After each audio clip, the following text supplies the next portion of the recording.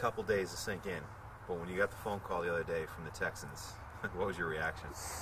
It was a sense of relief, totally relaxed, totally in control. I didn't want to lose too much focus, but I was ecstatic. I was, surprised. I was happy. I was overwhelmed with joy. I was all of the above. Yeah, I mean, this is like, a dream come true for you. I mean, this is something, you've thought about, hoped about as a kid. I know we talked about it a while ago when you were in Bridgeport, and the fact that it's here now, how do you embrace it? Man, just take it one step at a time, and, I know I have a lot of work ahead of me, and, I'm excited. I'm looking forward to get myself in shape and get better and become that pro athlete that, I believe I can be. Yeah, I mean, are you any worries, any nerves? I mean, when you head down there, I mean, you're going to be brand new into the league. You feeling pretty confident in who you are and your abilities?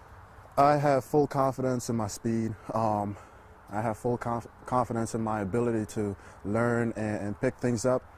I'm a bit nervous about, the test they're going to put my body through and my mental, where my state of mind is. Yeah. So it's a little bit nerve-wracking to look at that perspective.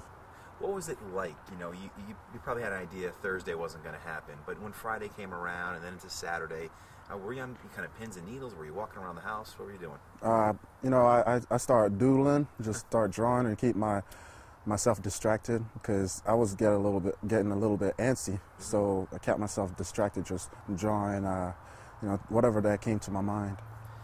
How much did the UConn experience help get you to this point? It taught me a lot about adversity and just pushing beyond, what I believe is my limit. And that's one thing, it's one of the certain things that UConn helped me, understood. When you look at it, the third round, three of your boys go bang, bang, bang. Yeah. What were you thinking when Dwayne, Co, and Bleedy went off the board like almost back to back to back? I mean, I felt, like these guys going to be able to claim credit, like, oh, I went first, I went second, when we run into each other. Yeah. But, I'm happy to see these guys getting the spotlight, the recognition. I'm happy for them because, they all work hard, and I believe they all deserve it. Was there an inside bet amongst you guys who would go first?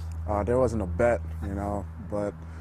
I guess, indirectly there was some sort of feeling towards it. Some pride on the line a little bit. Yeah. Well, it's not who gets picked first, it's all who lasts the longest, right? Yeah. You people plan on getting in this league and making quite a career for yourself? Oh, definitely. I'm trying to stay as long as possible and grow as much as possible. Now, I remember talking to Coach Pasqualoni and asking about you playing defensive end at UConn. You have to make the transition over to linebacker. And he likened you a little bit to Dwight Freeney, your explosiveness, your strength, that kind of thing. Mm-hmm. Pretty high compliment. For you, moving now position-wise, any worries about that, or you feel confident in making the change seamlessly? I have little to no worry. I believe I can adjust to any position. 2-point, 3-point stance, it makes no difference. I believe I'm an athlete. Yeah. By nature. And the 3-4 down there was Wade Phillips is in charge down there, right? Yes, sir. So for you, you'd be on the outside, which would be a nice thing, right? Sam linebacker. Sam linebacker? Yes, sir. Is that what it is? Yeah. So hopefully I get to rush the edge, sometime. I'm sure they're going to use me to do that. Are you good at that? Oh, yeah. That's my specialty. I know. Do you have any sacks at UConn? Over 30 right now. And the all-time leader. When you look back at your UConn career, do you kind of reflect and say, wow, I got the most out of my ability up there? Always. Yeah. That's my motive right there, just to, use that as a reference to what I can do in the future. Who were you a fan of growing up? Were you a Giants fan? Yeah. Yeah, right? That you're going to Houston? Not the greatest Giants. Extreme Giants fan, but, I was there. Okay. What do you think of going to Houston, moving down to Houston? I'm looking forward to it. I'm excited. Yeah. They gave me a chance to showcase my skills, and I believe they deserve the best from me. So, I'm going to go there and give them everything I got.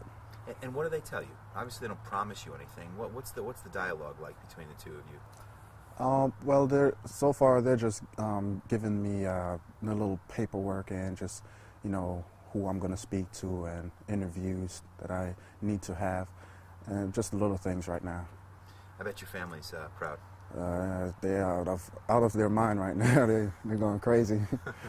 Do you feel like you're on the brink? I know we've talked about this before, of being able to take care of your mom, take care of your family. I mean, there's still a lot of work that has to go into it, but it's got to be a really nice feeling that you know, with a little work, you can get there. Oh man, I'm just, yeah, it's there. It's there for the taking, and I'm happy that the opportunity is there to seize it. And I know after I've accomplished what I need to, I can take care of my family. Did your mom raise you on her own? Yes. And what does she do for a living? She's a nursing assistant. Do you want to one day help her retire early? Is that the plan, hopefully? Hopefully I can support her, and I don't want to retire her right away because she's probably going to get bored, but I would like to help her financially and support her however I can. Now, one thing you can hang your hat on that I think I'm proud of you a little bit, but being an in-state kid, you're the only Connecticut kid that was drafted out of UConn. That has to be a little bit special for you too, that this homegrown kid done good. Yep. It's an honor. Yeah. I can show my face in public now, but I wear it like a badge, and just something for other kids to look towards and say it's an opportunity that they can seize. Did you ever think that? I mean, did you think when you were in high school, junior, senior year, that this would be a reality? Oh man, I didn't think this far ahead. I was just thinking about then, just waking up the next day and figure out how I can get better.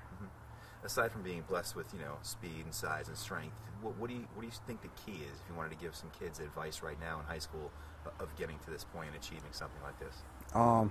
It starts with fundamentals, and the stuff the coaches say, like mental strength and hard work. It's all true. Just make sure you work hard, mentally strong, be mentally strong, and focus on the basic things, the mechanics, the fundamentals, and just become the best at what you do. You have Ryan Griffin, who's going to be down there as well. Was that kind of a nice little treat when you heard his name called around after you going to the same team? Yeah, I mean, at least I got somebody I could relate to and talk to once in a while, interact with and share information with. If he has someone he knows back home, he could talk to and let me know what's going on. I remember when the two of you interviewed him at Big East Media Day. Yeah. You remember that? Sort of. Yeah, you weren't very good. Glad you're good at football. Yeah, I got a stutter issue. No, you're fine. You're good, man. Anything you want to say to the Connecticut folks, that have been rooting you on for years and supporting you for the years? I would like to say thank you for the support, and look forward to a bright future.